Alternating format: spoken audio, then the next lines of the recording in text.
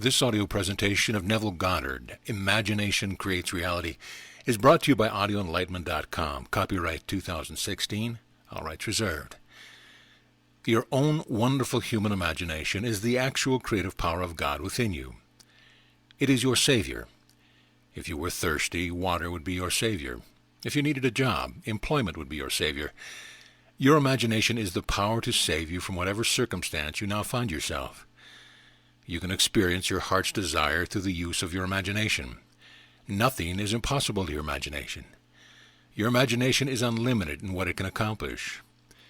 If you can imagine something, you can achieve it. Let me give you an example. If you are unable to walk and were confined to a wheelchair, you could close your eyes and imagine yourself running on the beach or wading in the water. If you would imagine yourself doing this until it took on the tones of reality, you could accomplish a healing that would allow you to actually walk or run. The way to use your imagination creatively is this. Relax in a chair or on a bed and close your eyes. First, determine what it is you wish to experience. Then, in this state of complete relaxation, bring to mind the end result of what it is you desire. In other words, if you were seeking a promotion at work, the end result might be that people would congratulate you on your promotion. You might move to a larger office. You would enjoy an increase in pay. Take any one of these events and with your eyes closed, actually hear your friends congratulate you on your promotion. Feel their hand in yours as they tell you how happy they are for you. By actually feeling that you are being congratulated, your imagination will go to work to bring about that state in your outer world. You need not be concerned about how this will be accomplished. Your imagination will use whatever natural means are necessary to bring it about. I am the beginning and the end. My ways are past finding out. What you do in imagination is an instantaneous creative act. However, in this three-dimensional world, events appear in a time sequence. Therefore, it may take a short interval of time to realize in the outer world what you have just experienced in imagination. After you have performed this act in your imagination, open your eyes and go about your normal, natural affairs, confident that what you have done must come to fruition in your world. Make your inner conversations conform to your imaginal acts. You have planted a seed, and you will soon see the harvest of that which you have sowed.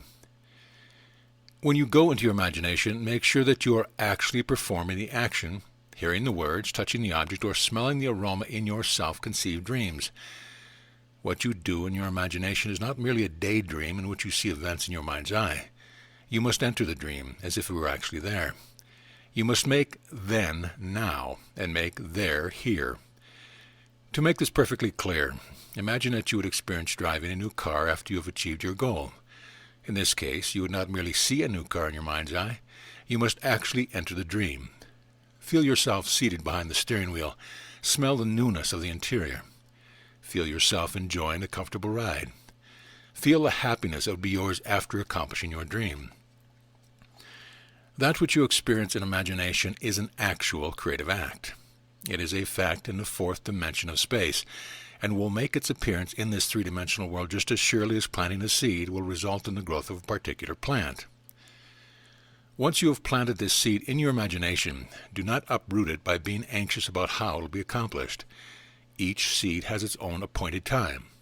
Some seeds take a few days, others take a little longer. Feel confident that what you have planted will appear in your world. Your imagination will draw all that it needs to make your dream an actual reality.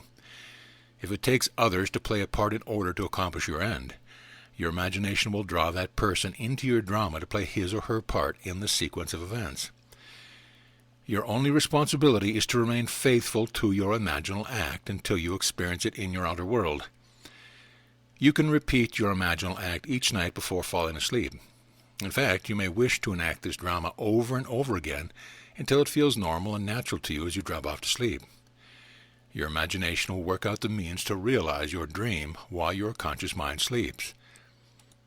Bring your five senses into play as you perform your imaginal activity. Actually hear a friend's voice congratulating you or feel someone hugging that person.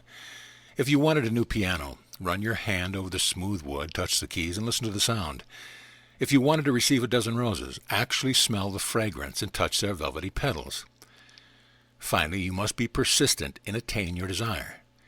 Continue to imagine what you want until you have actually obtained it. You do nothing else to obtain your desire. If it is necessary to take some action, you will be led to do so in a normal, natural manner. You do not have to do anything to help bring it about. Remember that it is God Himself who is doing the work, and He knows exactly how to accomplish it. If you think of your desire during the day, give thanks that it is already an accomplished fact, because it is. Dream better than the best that you know. One cause. Nothing is impossible. There are two ways to interpret this statement, both of which are correct. The obvious meaning is that it is possible to achieve anything you want. It can also be interpreted to mean that it is impossible for nothing to exist. Everything we are aware of or perceive in some ways is something. It is inconceivable that something can come from nothing, or that something can become nothing. It is a fact that nature abhors a vacuum and always rushes in to fill it with something. Some force or power created all that is. According to the Bible, creation is finished. Not only is creation finished, but God said it was good. Have you ever considered what God could have used to create all there is? If creation is finished, how is it possible to pray to God to create something in your life that did not exist yesterday or today? Is it difficult to believe that God said His creation was good? If all of creation is good, why do people experience problems, and how come wars, crime, starvation, and other undesirable conditions exist? The answers to these questions are contained within the following pages. Your understanding of these answers will enable you to see that it is impossible for nothing to exist. You will also see that you can obtain anything you desire because nothing is impossible to the creative power that resides within you. You can be, and you can have all that you desire to be and to have. There is no limit to what you can accomplish for yourself and others. It doesn't matter what your present circumstances are. The principle you have unconsciously used to bring about the undesirable conditions in your life can be consciously applied to make your every dream come true. Creation is finished, and it is good. God created the earth and all that is in it, and God said it was good. Man has puzzled over these statements for centuries. If man really understood the meanings, he would not be so confused, nor would he feel anxious about his past, present, or future. The understandings of these two statements would enable man to realize that he alone controls his actions and the circumstance of his life. Let us take the first statement. God created the earth and all that is in it.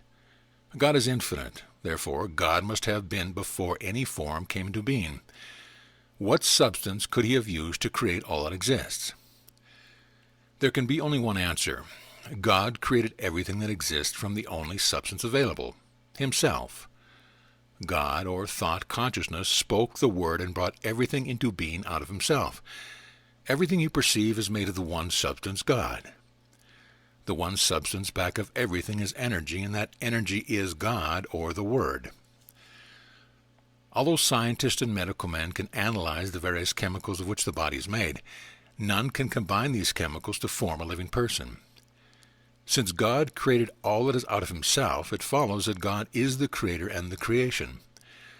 God is expressing life through each and every one of us. It could not be otherwise. Let us take the second statement. God said that His creation was good. That statement has confused man, who believes that if God is good, another power must have created that which is not good. Yet man also acknowledges that God is infinite, omnipotent, omnipresent, and omniscient.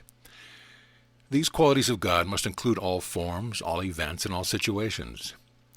If it were possible to remove all that is discordant or inharmonious from the world, it would not be possible to experience the reverse of that condition. Perhaps this statement can be understood more easily if you will think of the principle of mathematics. In adding the sum of 5 and 6, it is possible to obtain the incorrect answer of 12. To eliminate that possibility, the number 12 would need to be removed from the whole of numbers. It would therefore be impossible to add 6 and 6 and reach the correct answer of 12. You can see that by eliminating the possibility of a potential wrong answer, all numbers would eventually be eliminated and mathematics would not be possible. However, just as mathematics exists and can be used by anyone who has gained an understanding of how to use the principle to obtain correct answers, so the principle of creation can be understood to obtain desired results. Because God has given all of us free will, you can choose the states you wish to occupy. God does not predetermine your fate, nor does God punish you for mistakes or misdeeds. Because a man may not understand the law of mathematics, he may be adversely affected when he makes a mistake in subtracting an amount in his check register. The law of mathematics is not punishing him. The law simply is, and can be used correctly or incorrectly. God has allowed you to complete freedom to choose that which you will encounter. When you come to the realization that you are God in form and expression, you will seek to experience greater good and nobler purposes for yourself and others. In the beginning was the Word, and the Word was with God, and the Word was God. The Word is thought or imagination. God imagined the world into being and became that which he conceived. This is the principle in which all creation rests. Since God became man to give man life, man must contain that same creative principle within himself. The kingdom of heaven is within you. We have created our personal world through thought. If you are experiencing lack, limitation, illness, disharmony, or any other unwanted condition, you have either consciously or unconsciously brought these conditions into your experience. The majority of people do not realize that thought, belief, and imagination has created their individual worlds. There is no other cause for the conditions of your life. You may choose to disbelieve this, but whether you believe it or not, all that you behold in the outer world was conceived within your own consciousness prior to your experience of it. That which you think about with feeling, that which you believe to be true, and that which you imagine yourself to be or to have is the cause of everything in your personal world. You may believe that there is some other cause. You may blame others for your problems. You may believe that the events were wrought by fate or chance. But if you are objective and observe your own beliefs and thought patterns, you will see that your world accurately reflects all that you believe to be true of yourself and others. There is no one and nothing to change but the ideas from which you think. We think from ideas that we consent to as true, and we imagine situations that match our beliefs. Consciousness is the only reality. It is the creative principle that brings into your experience the exact duplicate or reflection of that which you imagine to be true. The world in which we live mirrors all that we believe and imagine to be true, be it good, bad, or indifferent. The sooner the man rids himself of the belief in a second cause, the sooner will he realize that nothing happens to him except that which originates in his own consciousness. I do not deny that man believes that if he contracts a certain germ or virus, that he will manifest a particular illness or disease. If he contemplates the cause, he may conclude that it is because he came in contact with someone else who had the bug. He doesn't realize that in some way his own feelings about health or illness attracted the illness he is experiencing. If virus or germs were truly the cause of disease, everyone who came in contact with a particular virus would be affected. The outer world merely reflects that which a man is in his own consciousness.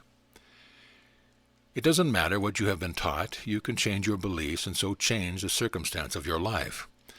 The Bible states that when you pray, believe that you have received and you shall have it. Most of us have read that statement or heard it at some time. Few people have actually prayed in that manner. Have you ever been ill and prayed for health? If you need money, did you believe when you prayed that you already had the sum you asked for? Most people pray to God to change something in their lives or to give them something they do not have. If their prayers were not answered, they think that God had a reason for withholding that particular thing.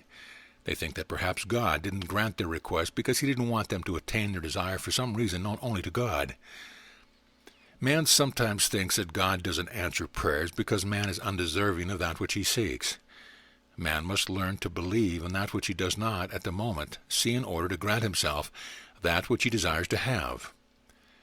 Man's prayers are always answered, for he always receives that which he believes. The law that governs prayer is impersonal. Belief is the condition necessary to realize the desire. No amount of pleas or ritual will bring about the fulfillment of your desire other than the belief that you are or have that which you want. Faith is the substance of things hoped for, the evidence of things not seen. The full meaning of that statement must be understood. If the meaning were understood, man would have no problem in accomplishing his aims. Most men believe that nothing is impossible to God, that God could do anything if he chose to do it. So man believes he has faith in God and prays to God for that which he wants. If his prayer is not granted, he thinks that he either did not pray long enough or hard enough, or that God chose to withhold his request. However, faith is the actual substance of that which is hoped for. It is the evidence of the thing you want, which you do not see in the outer world. That which you want to do or be has already been created. Therefore, it actually does exist. It is possible to bring into your world anything in creation by your belief that you already have it. Faith that what you want is already a fact and a means by which you activate the invisible state. That state, then, is later reflected in your outer world. Creation is finished. God can create nothing that is not already existent. Faith or belief that you already are or have that which you desire is the only means by which to experience your desires. No limitation is imposed on that which you can have except your failure to assume possession of the quality or thing desired. How the law works. The law of identical harvest or cause and effect is impersonal and can be used to bring into your experience anything you can conceive. Since creation is finished, every possible state already exists. Your fusion with a particular state, imagining with feeling that you would experience were you in that state, causes that state to be projected on your screen of space. This law cannot be changed or broken and always reproduces in your outer world the exact duplicate of any belief you consent to be true. If you would change your world, you must change your beliefs. Since consciousness is the only cause, you cannot blame others for the conditions which presently exist, nor can fate or chance be the cause of that which you are now experiencing. Nothing can alter the course of events in your life except a change in your own consciousness. Whatever is appearing in your world now, although it appears real and an unalterable fact, is a reflection of previous activity in your own consciousness. Therefore, a change in consciousness will reflect that change in the future, just as surely as the past beliefs reflect the present. Man is pure formless consciousness, and that which he conceives himself to be is an illusion or reflection of that particular ideas he holds true. These illusions exist only so long as man focuses his attention upon them and gives them life. The conscious mind forms beliefs and opinions from the evidence of the senses or the perceived outer world. The creative power within each of us accepts as true that which the conscious mind impresses upon it. Your creative power takes these ideas, which are thought of which feeling, and projects them in your outer world. It is important to remember that not all thoughts are creative. Only those which are believed to be true or which are joined with feeling create the circumstance and events that you will encounter. Therefore, emotions such as anger, fear, love, or joy are creative. You must guard the emotions which you allow to enter your consciousness just as you would discriminate in allowing a stranger into your home. You cannot allow negative emotions to fill your mind without suffering the consequence of experiencing a state with which those emotions are joined. Fear of loss brings loss into your world. You could take every outward precaution to guard against loss, but if you fear loss, you will most certainly experience it in your affairs. Feelings of love and joy create happy events and loving relationships. Feeling abundant brings riches into your life. A person who is unloving or suspicious and feels that others take advantage of him draws to himself that which he believes. No matter what he does externally, his relationship with others will reflect that which he accepts as true. He may want a loving relationship, but he can draw to himself only that which he is conscious of being. Like literally does attract like, and within, so without. Consciousness is reality, and that which is perceived by our senses and appears so real is but the shadow of that which we believe ourselves and the world to be. The conscious use of the law. At this time, I'm going to talk about who I am and what I am doing. If that sounds ego-centered, it is. There have been 66 books written about who I am. I'm going to quote some statements from a few of these books.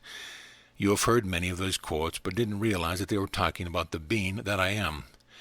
The first quote is taken from the book of Exodus. Here, Moses is talking to God, and he said, "When I go back to the people, who shall I say has sent me?" The voice answers, "Tell them I am has sent me unto you. That is my name forever, and the name I shall be known by throughout all generations." The 10 Commandments state, "Thou shalt not use the name of the Lord thy God in vain." Shall not is a command. Shall not means you must not. It means that under no circumstance must you do it. That name is I am. Now, first of all, we have all forgotten his name. We say I am hundreds of times a day, and we don't know we are using the name of God. Secondly, we try to break the commandments all day long. We pay no attention to what we say following I am.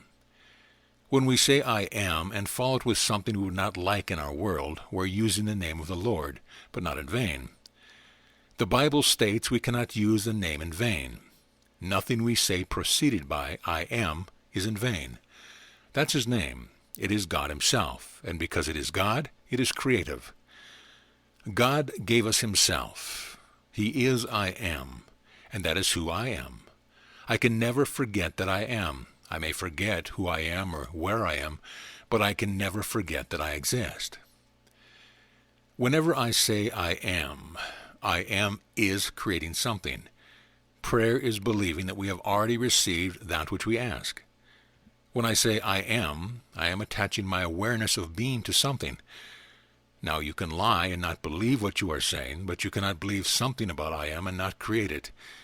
We are creating morning, noon, and night by our I am statements. If you say, I don't feel well, and you believe it, you are perpetuating illness in your life. You must change those statements to, I feel wonderful. We were taught, let the weak man say, I am strong. But you can't say it like a parrot. We have to pray, say I am, believing that it is true, and then we will receive. First, we must be like the watchman at the gate. We must watch every thought that contains I am. If you are observant, you will see that you have created every circumstance and experience of your life. Another important word to watch is if. The conscious mind is very subtle in expressing doubt, Satan or the devil. We may be able to keep our minds focused of what we want by using positive I statements. If we are not careful, we may let a little if sneak in without recognizing its implications. We could say, I feel wonderful, but then follow it with, if the pain continues, however, I will see a doctor on Tuesday. Ifs are always followed by something negative, and that is simply doubt creeping in to steal the good seed we have sown. Remove the word if from your vocabulary, as it is not productive of that which you would like to reap. If puts everything in the past or future tense, and I always experience what I believe I am. I am is not future tense. Getting well is not being well. I must believe that I am already what I want to be. Remember, every word that goeth forth from my mouth shall not return unto me void. Do you believe it? In the beginning was the Word, and the Word was with God, and the Word was God. What's his name? I am. So begin to monitor every word I am that you say. Do you see a pattern? Don't the circumstance of your life reflect what you have been saying? You have been misusing the creative power that is God, I am. Now that you are aware of what you have been doing, watch every word and make it conform to what you wish to bring into your life. Eventually, you will have the faith that which you are starting, though there is no outward evidence to support, is a fact in consciousness, and will shortly project itself so that you may experience it in the outer. Knowing that God actually became you because he is I am, you must realize that you are using your power to create every time you use that name. Choice, free will. Creation is finished and you have free will to choose the state you will occupy. Therefore, it is important to determine the ideas from which you think. Any concept that is accepted as true will externalize itself in your outer world. Choice of what you will focus your attention upon is the only free will that you can exercise. Once a thought is accepted and charged with feeling, the creative power within proceeds to externalize it. Whether your assumptions are conscious or unconscious, they direct all action to their fulfillment. It is a delusion that, other than assuming the feeling of the wish fulfilled, you can do anything to aid its realization. Your own wonderful human imagination determines the means it will use to bring your assumption to fruition. Each of us is subject to a sea of ideas. We listen to the radio, watch the news on television, or hear some gossip. If what we observe calls forth an emotion, we have reacted and thereby planted a seed which will sprout at some future time. Thoughts do not recede into the past. Rather, they advance into the future to confront us so that we may see that which we have planted, either wisely or unwisely. It is a worthwhile exercise to awake in the morning and imagine yourself at the end of your day, having accomplished all that you wanted and feeling happy and contented. If there is a situation that you will encounter later in the day that is of concern to you, spend a few moments imagining the outcome you wish to experience. These imaginal activities will now advance into your future to reveal the harvest you so wisely planted. Desire. Desire is a gift of God. Man is required to do nothing more than accept the gift by simply giving thanks for the unseen reality before he observes it in his outer world. Through desire, God beckons us to lift our awareness to higher and higher levels of consciousness. During our journey through this dream of life, it is necessary to experience all possible states so that we may return as God, the Father, but enhanced by having experienced both good and evil. The desire to do more, to be more, and to have more than you are presently expressing is the urge for expansion. You may question whether a desire to kill or injure someone can be inspired by God. The answer is that no man actually desires to kill or harm another. He may wish to be free from that seeming other, and through his limited understanding, he feels that the only way he can achieve such freedom is by destroying the other. Man does not realize that the desire for freedom contains within itself the power and the means to fulfill itself. Because of his lack of faith, man distorts these gifts from God. He does not realize that God, the wisdom and power within him, has ways that he, as man, knows not of, and these ways are past finding out. Learn to be grateful for the desires you have been given. They already exist and are ready for embodiment in your world. You are not called upon to do anything to aid their realization except to free your mind of any doubts as to how they will come about, and completely accept them as you would accept a gift from a loved one. Be observant. The importance of objectively observing your thought cannot be stressed enough. It is easy to slip into thought patterns that can hinder us in achieving our desires. It then becomes easy to blame others or attribute our frustrations to a second cause. Being a rather impatient person, I am usually anxious to get home after work, and I particularly dislike waiting in lines. I began to notice that no matter what time I chose to pick up a few items at the market, I would encounter problems at the check stand, such as price checks needing to be done, people writing checks who had trouble locating their identification, and various other kinds of delays. I found myself dreading these occasions, and I wanted to do something about this annoying situation. As I began to observe my thoughts, I found that while standing in line, I would say to myself, I always have to wait. Then I realized that those statements made over and over again had created that which I did not wish to experience. I consciously changed the statement to, no matter when I stop at the market, I never have to wait. Of course, that new statement has worked just as well as the old negative one. As you begin to observe your thoughts, do not be discouraged if you find that your inner conversations do not match the way you feel if you have achieved your goal. You must first become aware of what you are doing with your creative powers before you can begin to change it. I ask you to go down to the potter's house and see what he is doing. If the vessel is spoiled, then rework it into the kind of vessel that will please you. As you begin observing your thoughts, you cannot avoid the realization that you alone are the cause of all that comes into your world. You alone can change it. Appearances. That which is confronting you in your world now is the result of your past thoughts, beliefs, feelings, and imaginal activity. These appearances will continue in being as long as you give them life through your conscious awareness of them.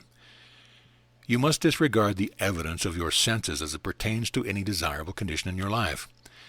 You must imagine and feel that you have already attained that which you want to experience, rather than that which you do not want to continue in being. This may appear difficult, yet you have probably exercised this principle unconscious to produce negative effects. When I was in my early 20s, I found myself in a situation that was very unpleasant to me, and I wanted to get out of it. After attending a lecture by Neville, I waited to speak to him afterwards. I briefly told of my unhappy circumstance and was hoping he would offer some advice as how to change them. He smiled at me and said, "Don't accept it." At that time in my life, I did not fully grasp what Neville had been teaching. I thought he had misunderstood my question, and I tried to clarify my problem by stating that I had already made the choice to be in the situation I now found so unpleasant. Neville again smiled and said, "Don't accept it." I left his presence quite frustrated, thinking he had not understood my problem. I continued to read the 2 books I had by Neville. I gradually understood that regardless of the circumstance which surrounded me, I did not need to accept them as final. I began to imagine what I wanted rather than focus my thoughts on my negative surroundings. An event took place 2 weeks after I began my imaginal act that was instrumental in bringing about my heart's desire 5 months later, that of a brand new home. Meanwhile, the situation had been so depressing to me improved, and I spent the next 5 months planning what I would do in my new home. Think about some past disappointment you may have had. Perhaps you were looking forward to attending a special event with someone. In your anticipation of it, did you think, this is too good to be true, something will probably happen to spoil it? Something probably did happen to create conflict or to cause you to miss it entirely.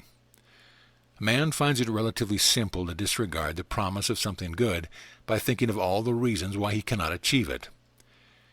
People around you may be quick to point out that you're being unrealistic when you mention a desire that appears difficult or impossible to reach. We should all be unrealistic in the face of the army of doubt if we would experience our wish fulfilled. We are called upon to disregard the facts which would deny the achievement of our heart's desire. Habit is the only thing that keeps our thoughts moving along the old familiar negative ruts. No one can change your thought patterns and therefore your life but you. It is worth all the effort it may take to center your attention and feel as if you already possess that which you want in place of the things as they are. Consciousness is the only cause and the only reality. Every negative experience was produced by first giving attention and feeling to that condition. What consciousness has made, it can unmake. Your responsibility is to impress upon your mind the change you wish to express. Your imagination is the creative power that can and will accomplish the end without effort and in a natural way. Appearances confirm our former habitual pattern of thought. That which you imagine yourself to be today will project itself in your world tomorrow. Persistence in assuming that you are the person you wish to be, despite your present circumstance, is the only condition imposed upon you to embody that ideal. Inner conversations. All of us are mentally speaking within ourselves every waking moment.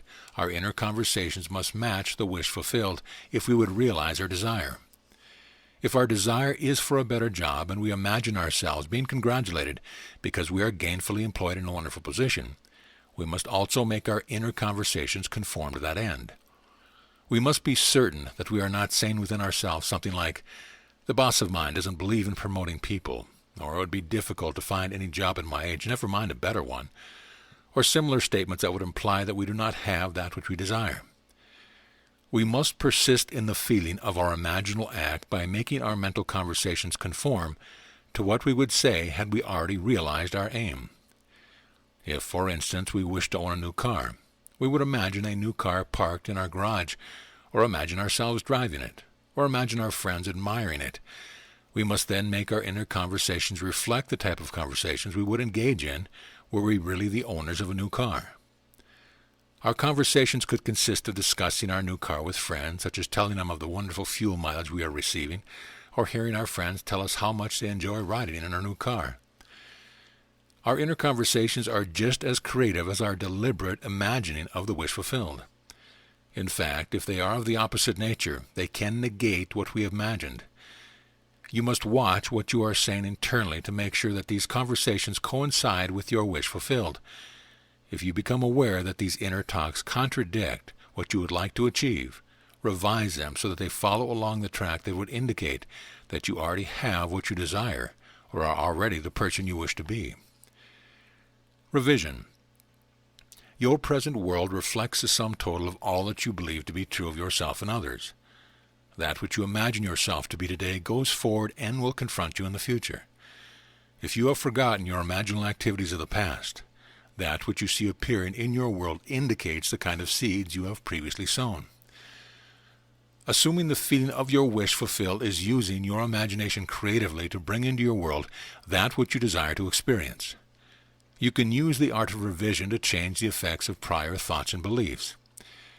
If, for instance, you had gone to an interview for a job you truly wanted but later learned that someone else was hired, you can revise that news to make it conform to what you wish you had heard. If you react by feeling depressed or assume any other negative attitude, you will then experience the same type of rejection in the future. Your reactions, whether positive or negative, are creating of future circumstances. In your imagination, you can hear words congratulating you on getting a wonderful new job. That imaginal act now goes forward and you will encounter this pleasant experience in the future. As you review your day, it is important to revise each negative reaction so that you can remember it as what you wished had happened rather than storing that memory as it did occur. What you think of with feeling or emotion is an actual fact. That which you experience in the physical world is merely a shadow, reflecting the reality of your imaginal activity. Therefore, when you revise a conversation, an unhappy experience, or a quality about yourself, you are literally experiencing in reality your consciousness. The outer world is a delayed reflection of the inner, and is confined to a dimension of space where events occur in a time sequence.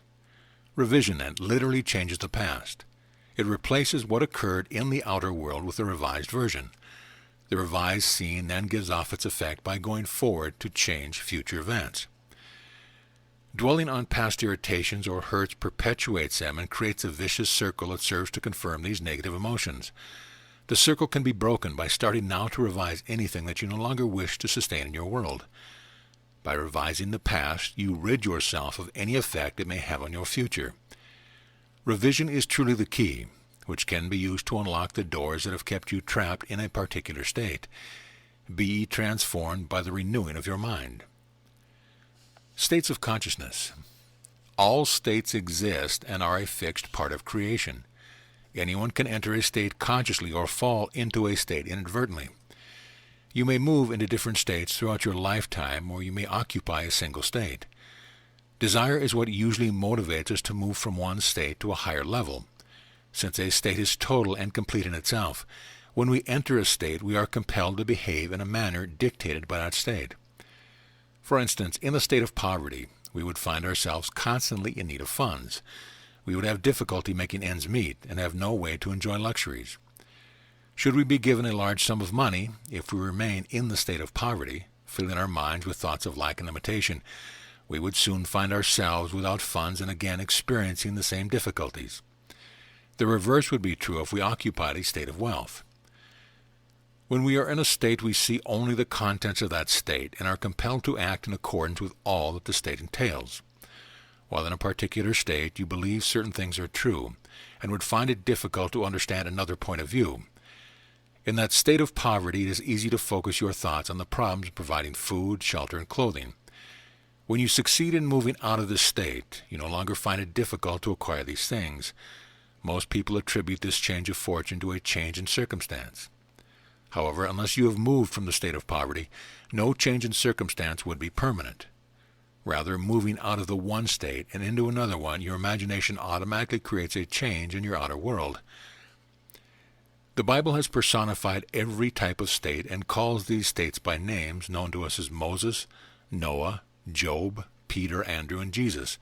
Throughout our journey, we enter these states and experience all that they offer. The last state we will enter is the state of Jesus Christ. In this state, we become aware that we are God, the Father, and that we have a Son symbolized as David, who personifies the sum total of all humanity. The journey begins with Adam, who fell asleep and dreamed the dream of life, and then entered the myriad states to gain the experience necessary before awakening. When you enter the state of Jesus, you know yourself to be God, and your journey into this world of death is then complete. The play. As Shakespeare said, all the world's a stage, and all men and women merely players. They have their exits and their entrances, and each man in his time plays many parts. This world, which seems so real, is as much a dream as the dreams we encounter while asleep. Our waking dream seems so real because it has continuity, while our dreams at night appear to be random sequences, taking place in unfamiliar surroundings and situations. God is the dreamer, dreaming the play into existence, and God plays all the parts. Everyone who appears in your world is God playing the part for you, the author. No man comes unto me, save I call him. Each of us is writing his or her own script. If you are dissatisfied with the play, it is up to you to rewrite the script to make it conform to your idea of what the play should be. You cannot demand that the actors in your play change the characters they are portraying. All changes must take place in the mind of the author. If there is someone in your world who is a source of annoyance or irritation to you, that person has no choice but to play the part called for you in a script. There is nothing you can do on the outside to bring about the changes in another. You can use the art of revision to change a line of dialogue, to replace a certain character with another, and to write happy endings to the subplots of the play. When you begin to view this waking dream objectively, you will be able to verify that you have been the author of both the pleasant and unhappy acts in your play. You can radically change the play by using your imagination creatively, by assuming your wish fulfilled. You can change the script on a daily basis by revising the scene that did not please you. The character who disturbed you today will not do so tomorrow if you write the dialogue you wish to hear and alter that role in your imagination. When you awaken to know that you are God, the Father and author of this magnificent play, you will understand that. Each man in his time plays many parts. Your real purpose. God became you so completely that he forgot that he was God. In becoming man, God reached the limit of contraction and opacity. God totally forgets that he is God in order to become and animate. God then goes through all the experiences of knowing good and evil and even death in confidence that man will eventually awake from this dream of life to once again know that he is God. There is only God in the universe fragmenting himself as humanity, and God plays all the parts in this time-space dream. Your own wonderful human imagination is God in action. I am is Christ in you, your Savior, and Christ is the power of God and the wisdom of God. God speaks to us through desire, urging us to reach higher and higher levels of awareness. Exercising his own wonderful human imagination to achieve these desires, man is actually experiencing God in action. Through faith in his imagination, man will eventually conclude that Christ, the power and wisdom of God, is within him as his imagination. At the end of this fabulous journey or dream of life, man will awaken to remember that he is God, the Father, enhanced by the experience he put himself through when he forgot that he was God. Man's sole purpose is to experience Scripture, all of the states of consciousness personified as men in the Bible. Man's goal is to reach the state called Jesus Christ. Then he will know that he really is the Father, Jesus, and that his Son is Christ, all of humanity fused into one being. Man may have many goals in the meantime, to accumulate possessions, to become powerful, to become famous, or to express anything that he desires. Eventually the hunger to know God will come upon him, and he will then have the experiences that are necessary to bring to his remembrance that he truly is God the Father. Case histories. This story concerns a woman who will be referred to as Mrs. A.B. She knew that imagination creates reality, and had taught this principle to her 3 children, ages 12, 10, and 6. She had practiced this principle for years to obtain the things she desired. Although her husband had also heard this teaching, he had not put it into practice, and actually was quite skeptical about the results. One Sunday afternoon, this family went for a drive, and they came upon a new tract for homes for sale. As this was a lovely rural area, they stopped to look at the new models. They all loved the area, and the homes were large and beautiful with all sorts of modern amenities. On the way home, they talked about how wonderful it would be to own a new home on this tract. They already owned a home, however. They had borrowed money on it and had very little equity that could be derived from the sale. The husband said that although he would like to buy the home, it was not possible as they could not raise the money required for the down payment. Even if they sold their present home, the real estate agent's commission would equal the little equity they would realize. Mrs. A.B. told her husband that the only way they could obtain the down payment would be to sell their home on their own, thereby keeping the commission for themselves. The husband was very pessimistic about this, but told his wife to go ahead, place an ad in the paper, although he knew it wouldn't do any good. He was sure that there was no chance of selling the house in this way. The wife placed a small ad in the newspaper advertising their house for sale. A few nights later, when the husband had gone to bed early, she and her children drove to the tract of new homes. She felt that if she could walk through the new house and capture the feeling of actually living there, she would obtain her dream home. It was dark when they got there, but they found one of the houses unlocked. She and her 3 children walked through the house. The children decided on which bedroom each would occupy if they actually lived there. The mother instructed the children to actually sleep in the new house in their imagination that night, and she intended to do the same. For the next few days, they imagined living in their new home and taking walks in the woods that were adjacent to the track. The same week, a man answered the ad in the paper. He did not seem very enthusiastic about buying the house, but returned later that day with his wife. He told Mrs. A.B. that they had decided to buy the house for the price she was asking. When Mrs. A.B. expressed concern as to how they would go about placing the home in escrow, he told her that he was a real estate agent and would go through the company he worked for. This family received the exact amount of money necessary for a down payment on their new home. The escrow was very short, and the family moved into their new home a month later. Mrs. A.B. knew that if she imagined herself sleeping in her new home, she would eventually sleep there in the flesh. Her children also learned how to obtain their heart's desire through the use of imagination. Mrs. C.D. had recently been divorced and needed to work to support her children as her husband refused to pay child support. Although her lawyer suggested taking him to court for non-payment, the woman did not wish to do this. As part of the divorce settlement, she was awarded a very old and not very reliable car. One Friday night, as she was driving home from work, it was raining very hard and most intersections were flooded. She was about a mile from her home when she stopped at a stop sign. A truck coming toward her from the opposite direction went through the intersection, spraying a great deal of water as she drove past. The engine of the woman's car died, and she was unable to start it again. She removed her shoes before stepping out of her car, as the water was more than ankle deep. She raised the hood and began to dry out the distributor cap with her handkerchief. She was crying at this point, and her tears mingled with the rain. She finally got her car started and managed to get home to her children. She realized that it was necessary to have a dependable car if she was to work and support her children. She had no money for a down payment on a newer car, and she did not earn enough to make car payments. She went to work the following Monday, and a co-worker asked her to go to lunch. The co-worker had just purchased a new Pontiac Tempest and insisted that Mrs. C.D. drive her new car back to the office. Although Mrs. C.D. protested she did not wish to drive someone's new car, she did get behind the wheel and drove back to work.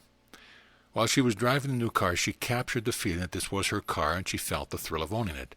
For the rest of the week, while she drove back and forth to work in her old car, Mrs. C.D. imagined that she was driving a brand-new car of her own. The next Friday, Mrs. C.D.'s ex-husband called and asked if she would like to have a new car. This was the first time since their divorce several months earlier they had offered to do anything for her, including pay child support. The ex-husband was now working for a new car dealership and told her that, as a salesman, he was eligible to buy a certain make of car for no money down with very low monthly payments. He said he was willing to make the monthly payments in lieu of child support, and asked her to come to the dealership to pick out the color she wanted.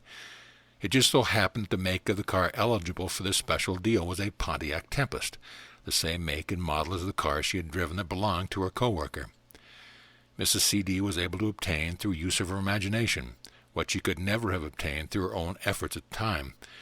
Her ex-husband, who had offered her no monetary support for months, was the avenue chosen to provide her with the car she needed. This is the story of Mrs. E.F., who had a desire to live near the ocean and used her imagination to fulfill her desire. She did not wish to sell her present home, but wanted to lease it for a year before making a decision to move to the beach permanently. Mrs. E.F. told two of her friends about her wish. One friend, who had used the principle of imagination, told Mrs. E.F. that she would imagine visiting her at the beach in her new home. 1 week later, Mrs. E.F. traveled to Hawaii for a scheduled vacation. While there, she received a call from a friend who lived in San Diego. This friend told Mrs. E.F. that a perfect little house had just come on the market as a year-round rental, and she thought this house would be perfect for Mrs. E.F. Her friend also said this was a very desirable rental, and that Mrs. E.F. would need to make a decision immediately, as the rental would very likely not be available when she returned from Hawaii. Mrs. E.F. told her friend to tell the owners that she would take it, trusting her friend's recommendation. Upon Mrs. E.F.'s return from Hawaii, she told her grown daughter that she had decided to rent a house on the beach in San Diego. Her daughter called her later that day and said that the mother of a friend of hers wanted to lease a house. The woman came by the next day, said she loved the house and would take a lease for a year. Mrs. E.F. gave notice at work and was able to move within a month. Since she was a nurse, she had no trouble finding a wonderful new job at a nearby hospital. Mrs. E.F. has since bought a house near the ocean and has spent 17 happy years living at the beach. Mrs. E.F. imagined that she was living at the beach, and her friend imagined she was visiting her there. They did this one for a week. It is interesting that while she was on vacation in Hawaii, events moved swiftly to bring about her desire. She did nothing to find a new home, nor did she do anything to rent her present house. Imagination was able to draw the necessary people into her life so that her wish could be fulfilled. What should be done after we have imagined our wish fulfilled? Well, nothing. You think you can do something, you want to do something, but actually you can do nothing to bring it about. God, our own wonderful human imagination, knows what things are necessary to bring about our desires. It is only necessary to go to the end to live in the end. My ways are past finding out. My ways are higher than your ways. If we trust our imagination, it will accomplish all that we ask of it. Imagination can do all things. Have faith in it, and nothing shall be impossible to you. This story concerns a young man referred to as E.P., who was a wonderful athlete and was good at many different sports. During this particular time in his life, he became interested in paddling outrigger canoes. He joined a team and was soon competing in local races. In his second year of pursuing this sport, he was on a team that competed in the 50-mile race from Molokai to Honolulu. The Hawaiian outrigger team usually took first place and was considered unbeatable. EP's team came in seventh, and that was considered quite remarkable considering the great number of teams that competed from all over the world along with the Hawaiian participants. After this race, EP began imagining that his team had won the race. He spent the next year forming a new team, practicing and building his own outrigger canoe. He was convinced that if he imagined himself winning the race, his team would come in first. Next year, his team and at least a dozen others flew to Hawaii from Southern California to compete in the annual race. There were several teams with more experience who were considered likely to place in the top 10, although the Hawaiians were still considered the favorites. At the end of the race, EP's team finished first, ahead of the Hawaiians and all the other teams. EP now holds a paddle engraved with the words World Champion, which was given to him upon his team taking first place. After winning the coveted title, this young man went on to coach other teams. He also began manufacturing paddles for outrigger canoes. His paddles are known throughout the world and are used by outrigger teams who are among the top teams in the world. EP now makes his home in Hawaii and enjoys coaching teams, manufacturing paddles, fishing, and sailing his own boat. He also uses his boat as an escort craft for the annual outrigger races. Mrs. J.K. was living in her twin sister's home after having been divorced. Mrs. J.K. had 3 children, a son, a girl, and boy twins. Her sister and her husband had 3 boys. Needless to say, this was a crowded household. Mrs. J.K. was very desirous of getting married and living in her own home. She had been dating a man but decided she did not wish to continue the relationship and broke it off. Many of her friends attempted to fix Mrs. J.K. up with eligible men they knew, but she was not interested in going on blind dates.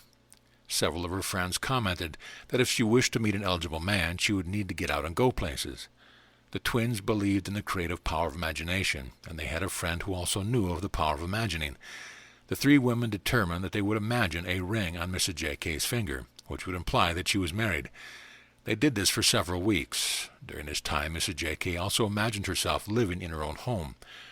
However, when she attempted to do so, she found herself imagining a home exactly like her sister's. One day, Mrs. J.K. received a call from a friend who asked her to come to her home and help her wallpaper her kitchen. Mrs. J.K. agreed to help her friend who lived a few blocks away in the same tract of homes. While she was there, a male neighbor came to visit her friend. The friend introduced Mrs. J.K. to her neighbor. He later called Mrs. J.K. and they began to date. 5 months later, Mrs. J.K. married this man. The interesting part of this story is that all of these people lived in the same large tract of homes. There were only 4 homes in the tract of 1,200 that had the same floor plan. Yes, this woman's husband owned one of the homes that had the same floor plan as Mrs. J.K.'s twin sister. Even though Mrs. J.K. imagined herself living in her own home, she had only been able to imagine herself living in a house identical to her sister's. This is a story about the friend Mrs. L.M. who had introduced Mrs. J.K. to her new husband.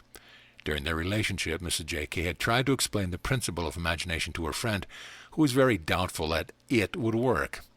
One day, Mrs. J.K. asked her friend to come to one of Neville's lectures. Mrs. L.M. agreed to attend, but was not at all convinced that imagining she had what she wanted would result in obtaining it. But she decided to imagine a very simple thing, the receipt of a handkerchief. She imagined that someone had given her one and then dropped the whole idea. Much to her surprise, she received a handkerchief in the mail from the mother of a friend who came to her house for lunch while she was in town on a visit. This woman sent Mrs. L.M. a handkerchief with a thank-you note. Mrs. L.M. was not only surprised when she received the gift, she became very frightened as she thought there was something supernatural about it. Mrs. L.M. had attempted to disprove that imagination produces the thing desired. When she received the handkerchief she had imagined, she interpreted to be some sort of black magic, didn't want to know any more about this teaching.